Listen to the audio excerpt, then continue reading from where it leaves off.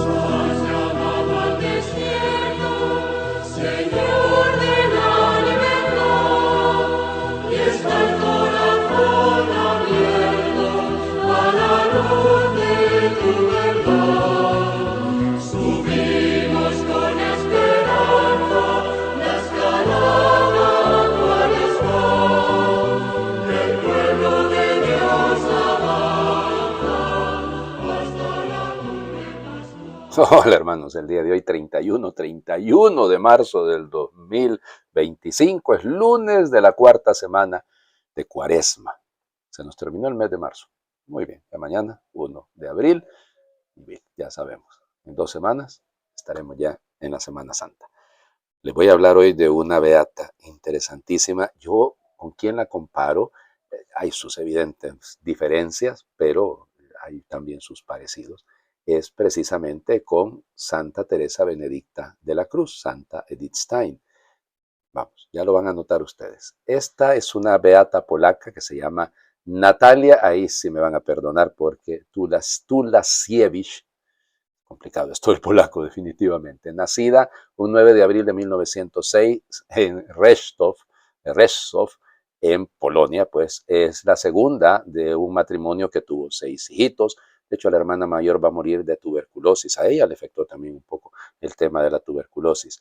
Y pues desde pequeña educada en la fe, y ya les digo, para ella la fe era lo más importante y se va a ver en muchos momentos de su vida, sin duda. El papá tenía una responsabilidad como inspector y tenía que andarse moviendo, entonces estuvieron en varios lugares, ¿no? Estuvieron en Poznan, ahí estudió ella en la escuela, en el Colegio de las Ursulinas, en 1931, 1932 se graduó de filología polaca. Imagínense ustedes, era una filóloga, o sea, sabía muy bien el sentido, el origen de las palabras, eso es importante, ¿no? Piensen cuando hablamos del griego, por ejemplo, tan bello esto. Y entonces mantuvo siempre su fe y hacía también mucho apostolado, ¿no? Estuvo también dando clases en el colegio de la Sagrada Familia de Nazaret, y todo esto evidentemente mientras en Alemania se iba sucediendo todos los desastres que concluirían con, ya para esta época, ya 1933, ¿no? Ya estamos en el Tercer Reich, ya Hitler es canciller de Alemania, bueno, ya estamos viendo todo lo que viene. Fíjense que ella tuvo un novio, un prometido, con el que estuvo a punto de casarse, y estuvieron, Jack creo que se llamaba, y durante 8 años tuvieron su noviazgo, y ella intentó por todos los medios convertirlo a la fe, no lo logró porque él era comunista, pero ella no quiso acceder a casarse con una persona que no compartía su fe. Era una música, o sea, hagan de cuenta que le encantaba, hay algunas de las fotografías de ella pues tocando el violín, y como es filóloga, entonces evidentemente le fascina la literatura, es una mujer también que le encantaba la vida al aire libre, ¿no? La naturaleza, era políglota, fíjense, hablaba varias lenguas. Dicen que una de sus tareas para educar sobre todo a los niños y a las niñas era que ella contaba cuentos. Sí, sí, le encantaba andar contando cuentos, haciendo relatos. Y bueno, y parece incluso que tuvo algunas columnas en algunos de los periódicos ahí en Polonia. Bueno, viajó, sí, hizo sus viajecitos, estuvo en Italia, tenía una gran devoción por San Francisco de Asís, y bueno, ya les digo, devota de Santa Teresa de Ávila, de San Juan de la Cruz. O sea, miren, era una persona extraordinaria, ¿no? Su familia la había educado muy bien, y era una muchachita con un sentido del mundo y de las cosas muy particular. Ella siempre decía, ¿no?, que ella tenía un hambre doble, que es el hambre de la santidad y el hambre de la belleza. Sí, pero es lo mismo, ¿no? Y ella misma lo admitía. Bueno, estuvo como maestra hasta 1937, ahí en Poznan, y también al mismo tiempo enseñaba en el Colegio de las Ursulinas. Bueno, ya les digo, una líder en todo sentido. Bueno, el asunto es el siguiente, que una vez se produce la invasión de Hitler a Alemania, ¿no? Pues en 1939, pues fue destituida como profesora, ya no podía, enseñaba de manera clandestina, pero una vez se dieron cuenta, porque su familia se va a Cracovia junto con ella, y pues nada, se dan cuenta, estuvo ahí pues señalada, vigilada. De hecho, el hermano estaba en el gueto. Bueno, fue una situación bastante dolorosa. Y cae en cuenta de que a muchas de las jóvenes polacas las enviaban a Alemania como obreras forzadas. Y ella se dio, bueno, pensó, mejor me voy con ellas, yo también me apunto a esto para evangelizarlas y para sostenerlas. Y así que termina en Hannover, en una fábrica, pues ahí servía en la fábrica Gunther Wagner. Bueno, y entonces, y ahí mantenía la esperanza en las muchachas, las mantenía en la fe y todo, pero se dieron cuenta, la descubrieron, y entonces la Gestapo la capturó en 1944, la torturaron, dicen que fue una cosa horrible, y según dicen las biografías, efectivamente la ultrajaron, la violaron, fue una situación dificilísima, ¿no? La metieron en el campo de concentración que está en Ravensbrück, ahí en Alemania, y nada, pero ella se mantuvo firme, es interesante, ¿no? A pesar de todo, fíjense que el Viernes Santo de 1945, realmente ahí en el barracón donde estaban en Ravensbrück, en Alemania, en este campo de concentración, ella celebró, llamémosle así, el Via Crucis, o sea, ella mantuvo su fe y ella le decía, porque imagínense todo lo que la maltrataron, y ella les decía a las jóvenes que estaban ahí, miren, es que el odio no va a resolver nada, tenemos que llegar a ser capaces de no odiar incluso a los que nos han hecho mal. Y la metieron en la cámara de gas un 31 de marzo, domingo de resurrección de 1945. 2 días después, los aliados liberaron a los presos que estaban ahí en Ravensbrück. 2 días después. Bueno, será de las últimas entonces que ella fue beatificada por San Juan Pablo II en 1999, 108 mártires polacos que fueron beatificados. De esos 108 mártires que fueron beatificados, eran 9 laicos y 2 mujeres. Una era ella.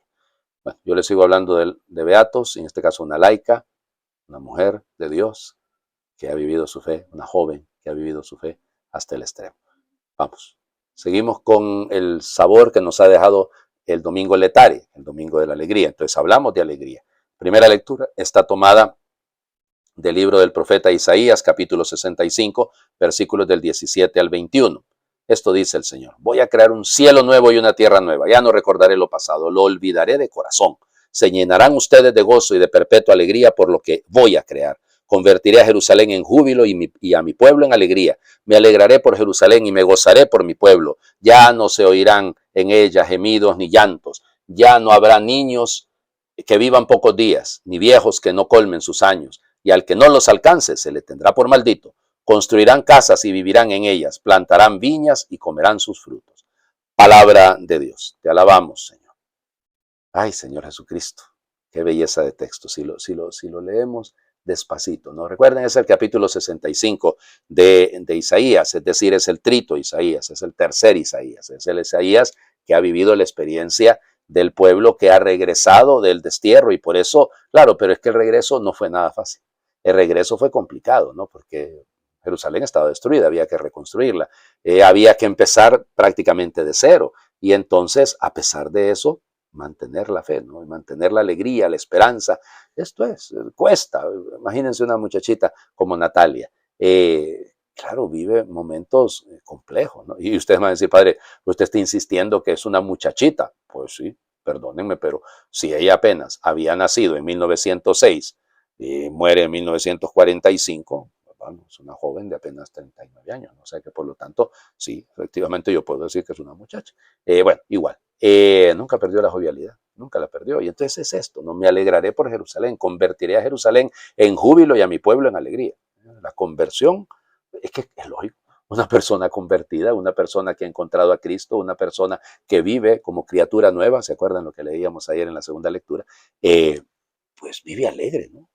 Vive alegre, punto. Es decir, no se anda amargando la vida de ninguna manera. Vive la alegría. Ojalá le entendamos. Ya que todo esto es voy a crear un cielo nuevo y una tierra nueva. Dios mío, yo se los decía pensando en la película de Mel Gibson, ¿no? De la Pasión del Cristo. Yo les decía eso, es que cuando la Virgen se encuentra a Jesús camino a la cruz, él le dice eso, ¿eh? Madre, ¿no ves que yo hago todas las cosas nuevas? Sí, Dios mío. Sí, pero es que la novedad pasa por ahí. Pasa también por la cruz, pero necesita de una respuesta. Y esa respuesta es desde la fe. Fíjense el texto que vamos a leer como evangelio. Juan, capítulo 4, versículos del 43 al 54. En aquel tiempo Jesús salió de Samaria y se fue a Galilea. Jesús mismo había declarado que a ningún profeta se le honra en su propia patria. Cuando llegó, los galileos lo recibieron bien, porque habían visto todo lo que él había hecho en Jerusalén durante la fiesta, pues también ellos habían estado allí. Volvió entonces a Caná de Galilea, donde había convertido el agua en vino. Había allí un funcionario real que tenía un hijo enfermo en Cafarnaúm. Al oír que Jesús había venido de Judea a Galilea, fue a verlo y le rogó que fuese a curar a su hijo que se estaba muriendo. Jesús le dijo, si no ven ustedes señales y prodigios, no creen. Pero el funcionario del rey insistió, Señor, ven antes que de que mi muchachito muera. Jesús le contestó, vete, tu hijo ya está sano. Aquel hombre creyó en la palabra de Jesús y se puso en camino. Cuando iban llegando, sus criados le salieron al encuentro para decirle que su hijo ya estaba sano. Él les preguntó a qué hora había empezado la mejoría. Le contestaron, ayer a la 1 de la tarde se le quitó la fiebre. El padre reconoció que a esa misma hora Jesús le había dicho, tu hijo ya está sano, y creyó con todos los de su casa. Esta fue la segunda señal milagrosa que hizo Jesús al volver de Judea a Galilea. Palabra de Dios, del Señor. Gloria a ti, Señor Jesús. La segunda señal milagrosa, acuérdense que en el Evangelio de Juan no hay milagros, esto es señal milagrosa, literalmente es semeion, es signo, es un signo, y porque son los 7 signos que van, este es el segundo, después de las bodas de Caná, ocurre ese también en Caná, que es esta curación a distancia, ¿no? Luego ya los otros signos serán un poquito más cercanos, es decir, la multiplicación de los panes, la curación del ciego de nacimiento, es decir, vamos, todo desde el paralítico, todo esto ya serán signos, la resurrección de Lázaro, que evidentemente es el 7º signo. Sí, pero este signo tiene una característica muy particular, ¿no?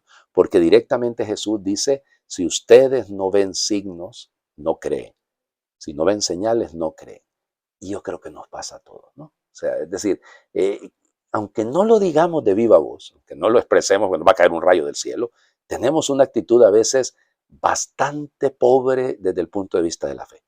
Y exigimos, aunque sea mentalmente, en silencio, que haya signos, que el Señor nos pruebe que nos ama, ¿sí?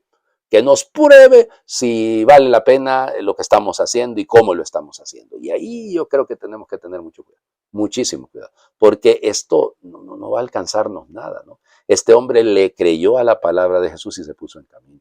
Entonces es interesante, ¿no? Es como ayer el hijo perdido, el hijo menor, que cree que su padre lo va a recibir y se pone en camino.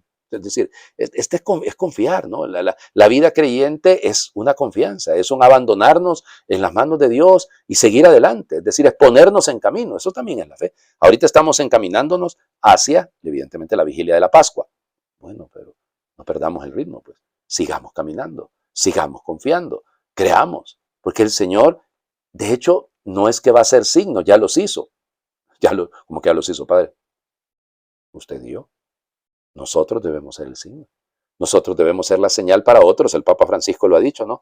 Aquello de que vivamos la fe de tal manera, porque para muchos la única página del Evangelio que van a ver, que van a conocer, somos nosotros.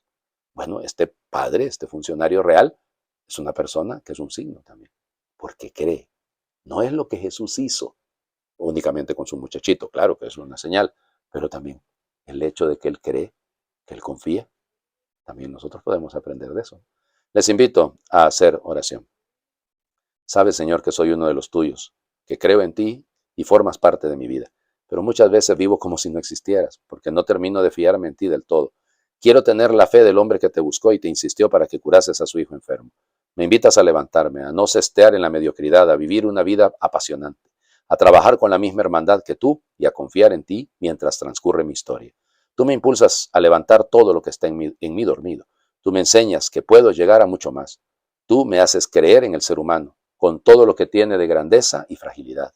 La fe en ti, Señor, me aparta de fatalismos y desesperanzas, porque me haces confiar en las personas. Hay mucho dolor en nuestro mundo. A algunos les ha tocado una vida muy dura. Hoy te pido que susurres al oído de cada hermano, tu fe te ha salvado. Vete en paz. Amén. El Señor esté con ustedes y les bendiga a Dios por intercesión de la beata Natalia Tulasiewicz, el que es Padre, Hijo y Espíritu Santo, y su bendición descienda, les acompañe siempre. Yo me imagino que cada vez que digo estos términos en polaco, si hay alguien de ustedes que conoce polaco, se ha de reír y decir: el Padre definitivamente anda más perdido, pero ¿qué quieren que haga? Yo trato de hacer lo que pueda. Feliz lunes para todos.